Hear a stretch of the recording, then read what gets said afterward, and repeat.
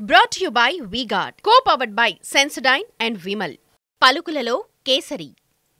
Associate sponsor Ultratech Cement. Telangana assembly ఎన్నికల్లో తన సొంత నియోజకవర్గం హుజూరాబాద్ లో ఓటమి పాలైన బీజేపీ నేత ఈటెల రాజేందర్ తాజాగా మల్కాజ్గిరి నుండి ఘనమైన విజయాన్ని సాధించారు. ఆయనకు 3.50 లక్షల ఓట్లకు పైగా మెజారిటీ వచ్చింది. టీవీ9 మేనేజింగ్ ఎడిటర్ రజనీకాంత్ తో జరిగిన డిస్కషన్ లో బీఆర్ఎస్ కాంగ్రెస్ పై హాట్ కామెంట్స్ చేశారు. ఆయన కేంద్ర మంత్రి పదవిపైన ఆసక్తికర వ్యాఖ్యలు చేశారు. అవేంటో చూద్దాం.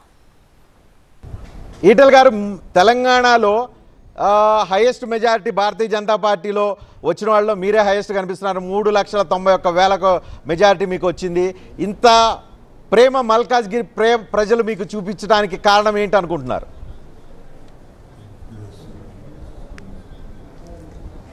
మల్కాజ్గిరి పార్లమెంట్ స్థానం అనేది ఒక మినీ ఇండియాగా పిలువబడేటువంటి పార్లమెంట్. అది అన్ని రాష్ట్రాల ప్రజలు, అన్ని జిల్లాల ప్రజలు కూడా ఇక్కడ ఉండేటువంటి ఆస్కారం ఉంది.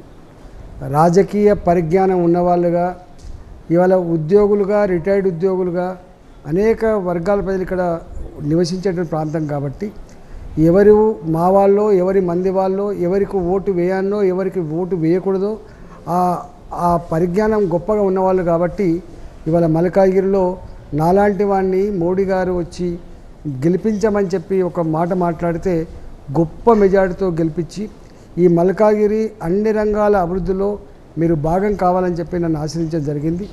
ఇవాళ మల్కాజ్గిరి ప్రజలు చూపించినటువంటి ప్రేమ, భారతీయ జనతా పార్టీని ఆదరించిన తీరు, మోడీ గారిని ఆశ్రయించిన తీరు ఇవాళ మరవలేంది.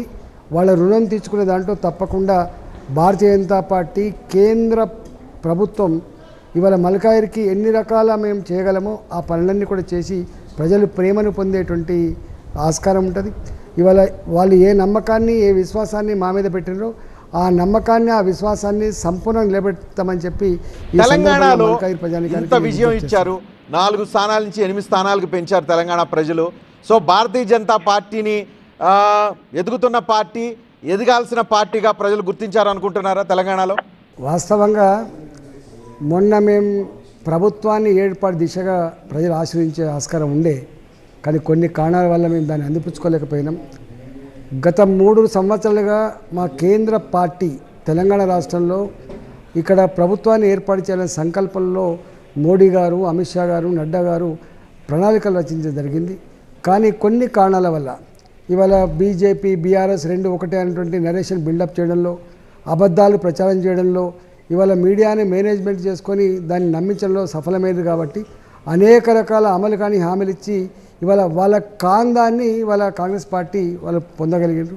కానీ ఆనాడే చెప్పిండ్రు ఈసారి మాత్రం మీకు ఓట్లు వేసినాం, కానీ వచ్చే ఎన్నికలు మాత్రం దేశ భద్రత, దేశ సమగ్రత, దేశ పురోగమనం, దేశ ప్రజల ఆత్మగౌరవం ప్రపంచ చిత్రపటం మీద ఎగరాలంటే మోడీ గారే మళ్ళీ ప్రధానమంత్రి కావాలి. కాబట్టి వచ్చే ఎన్నికల్లో ఇర్రెస్పెక్ట్ ఆఫ్ క్యాస్ట్, ఇర్రెస్పెక్ట్ ఆఫ్ పార్టీ జెండా మేము మోడీ గారికే ఓటేస్తాం, బీజేపీకి ఓటేస్తామని చెప్పి అప్పుడే చెప్తున్నారు. కాబట్టి ఇప్పుడు సంపూర్ణంగా నాకు తెలిసి సంపూర్ణంగా ఆశ్రయించడానికి భావిస్తూ ఉన్నా. రాబోయే కాలంలో ఈ గడ్డ మీద కాంగ్రెస్ పార్టీ యొక్క పరిపాలన చూసిండ్రు, బీఆర్ఎస్ పార్టీ పరిపాలన చూసిండ్రు. అన్ని పార్టీల పరిపాలన చూసిన తర్వాత భారతీయ జనతా పార్టీ ఈ రాష్ట్రంలో అధికారం రావాల్సిన అక్కడ ఉందన్నటువంటి చర్చ ఇవాళ యావత్ తెలంగాణ ప్రజలు జరుగుతూ ఉంది. కాబట్టి ఇప్పటి గెలుపు రేపటి పునాదికి ఇవాళ ఎట్టయితే ఒరిస్సాలో భారతీయ జనతా పార్టీ అనేక సంవత్సరాల తర్వాత అక్కడ ప్రజల ఆశీర్వాదంతో అధికారంకి వచ్చిందో, రేపు అదే పద్ధతిలో, అదే ఒరవడిలో తెలంగాణ రాష్ట్రంలో కూడా ఎప్పుడు ఎన్నికలు వచ్చినా రేపు ఇక్కడ భారతీయ జనతా పార్టీ ప్రజల ఆశీర్వాదంతో గెలుస్తున్న విశ్వాసం మాకున్నది. ఈ రాబోయే కాలంలో వార్డు మెంబర్ స్థాయి నుంచి మొదలుపెట్టి ఎంపీపీ కావచ్చు, జెడ్పీటీసీ కావచ్చు, జిల్లా పరిషత్ చైర్మన్ కావచ్చు, ఏ ఎన్నికలు వచ్చినా కూడా పూర్తి స్థాయిలో మేము ఫైట్ చేస్తాం. పూర్తి స్థాయిలో మేము రాజకీయ పరంగా గెలుచుకునే ప్రయత్నం చేస్తాం. రేపటి ప్రభుత్వ ఏర్పాటుకు పునాది ఇవాళ పడింది. దాన్ని మరింత పటిష్టం చేసుకుని దాంట్లో పార్టీ బాధ్యతాయుతంగా వ్యవహరిస్తామని చెప్పి సందర్భంగా. Brought to you by V-Guard, co-powered by Sensodyne and Vimal. పలుకులలో కేసరి. Associate sponsor Ultratech Cement.